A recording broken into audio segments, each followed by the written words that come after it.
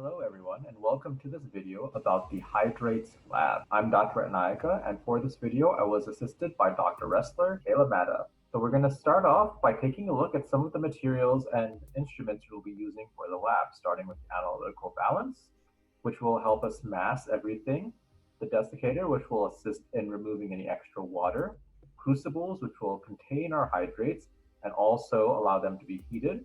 We have our unknown and known hydrates, crucible tongs, which will be very useful in removing and moving around hot crucibles containing heated hydrates, and the Bunsen burner, which along with the ring stand will assist us in removing the water from the hydrate, as well as the first chemical, which is calcium sulfate. So we know the hydrate of calcium sulfate is dihydrate. We're going to go ahead and start off by weighing it. We tare the scale, meaning we set it to 0 with the little weigh boat on there. And we will take off a little bit of calcium sulfate and add it to the scale. We'll see that the mass of the scale increases to measure it. So using about 0.62 grams of calcium sulfate there, we will take that weigh boat off the scale and put a crucible on top. So this crucible is just a container that we're going to be using. So we mass the crucible and then we add the calcium sulfate inside of the crucible. So, like so. Got to make sure to get all of the calcium sulfate in. Nice, and now we can note the mass increase. So the crucible weighs a little bit less than the crucible plus the calcium sulfate. Now we put the calcium sulfate in the crucible on top of our ring stand here, underneath a Bunsen burner. To light it, we turn on our gas line, which gets gas flowing into the Bunsen burner, and we can light it up using our ignition. So we light that, and we see the nice blue flame coming underneath, which has begun to heat the crucible here. So we see the calcium sulfate inside. Notice the texture now. We let this run for a little bit of time.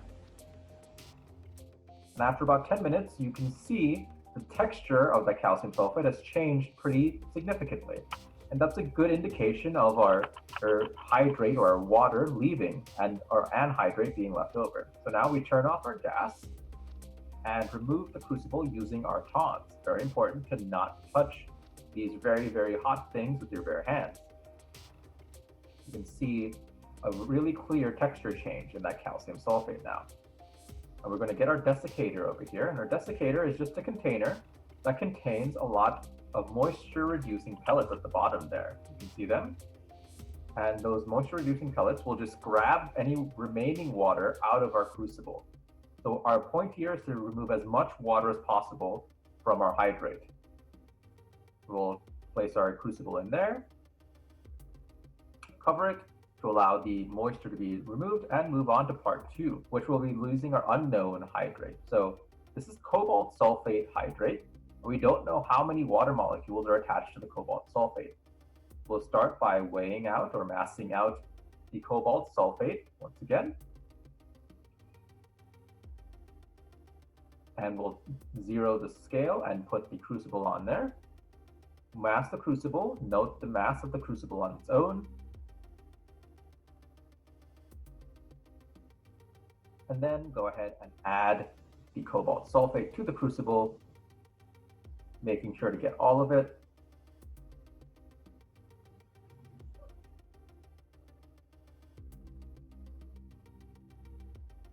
And we'll mass the crucible one more time.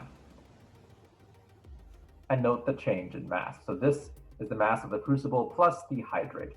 And notice the nice reddish color right there. So we'll place that crucible onto our ring stand again with our Bunsen burner underneath. We'll light the Bunsen burner so we can start the ignition process. So we're going to speed up time here to watch what happens to the color of this substance as it gets heated.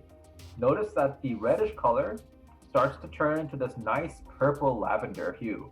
And that signifies the actual losing of water. So the reddish color is the hydrate, the cobalt sulfate with water attached.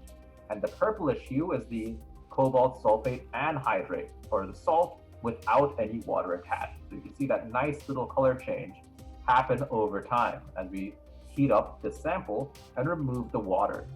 So once the color change has almost completely overtaken it, we know that most of the water has been removed and we're left with a majority of anhydrous cobalt sulfate salt. All right, now after that is done, we'll use our tongs to move that sample over to the desiccator where we have done other trials for part 1 with our calcium sulfate, and those should be ready to be masked now that they have removed all of their water from them. So we'll go ahead and mask our previous trials for calcium sulfate. It's been about 20 minutes since we've started that one. And note the difference in mass from when we started the first time. We'll do the same for all the other trials. We've done 3 trials of calcium sulfate and 3 trials of cobalt sulfate. And being sure to note the masses each time afterwards.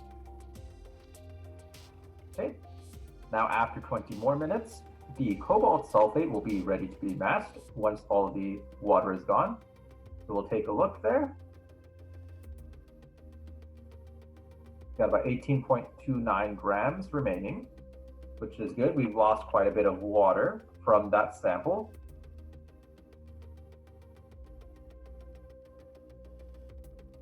As we see that nice purple hue, that's the indication that our cobalt sulfate is an anhydrate, doesn't have any water molecules attached to it.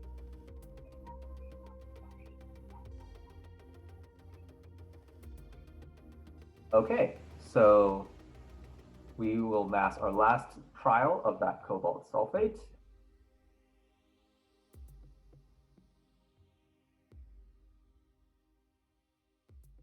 And there you go, we see all of our samples. All right, thank you.